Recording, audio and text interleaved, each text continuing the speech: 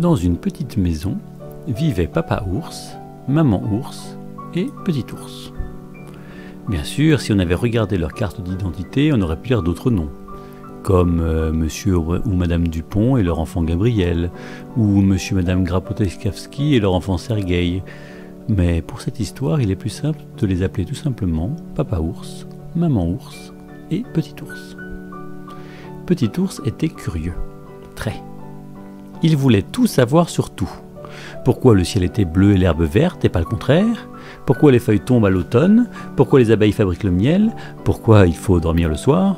Il interrogeait souvent ses parents pour avoir la réponse à ces questions. Parfois Papa Ours ou Maman Ours répondaient, ou tout du moins essayaient de donner une explication qui souvent amenait à une autre question. Mais le plus souvent, ils répondaient par un grognement, ou par une phrase du type « Demande à ton père » ou à ta mère, selon le parent qui l'interrogeait.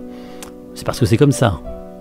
Tiens-toi tranquille. » Et le plus souvent, « S'il te plaît, j'ai une longue journée de travail et je suis fatigué. » Mais Petit Ours avait lui aussi de longues journées de travail en petite section de maternelle, et il ne se sentait pas plus fatigué que ça.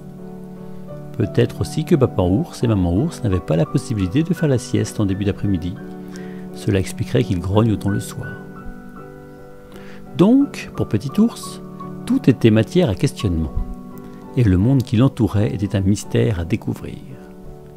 Et au-delà de ce monde déjà surprenant en soi, s'en cachait un autre, invisible et encore plus mystérieux. Ce monde extraordinaire avait ses gardiens. La petite souris, même s'il était encore un peu jeune pour avoir affaire à elle, mais il savait qu'elle viendrait un jour récupérer ses dents de lait.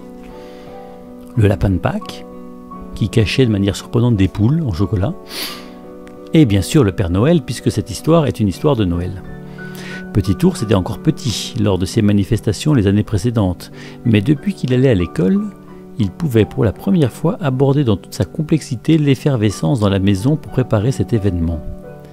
Des décorations apparaissaient sur les fenêtres, des lumières multicolores poussaient dans le jardin, et tout laissait à penser que de nouvelles surprises étaient en cours de préparation.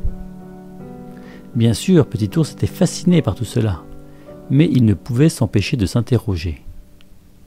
Pourquoi Noël ?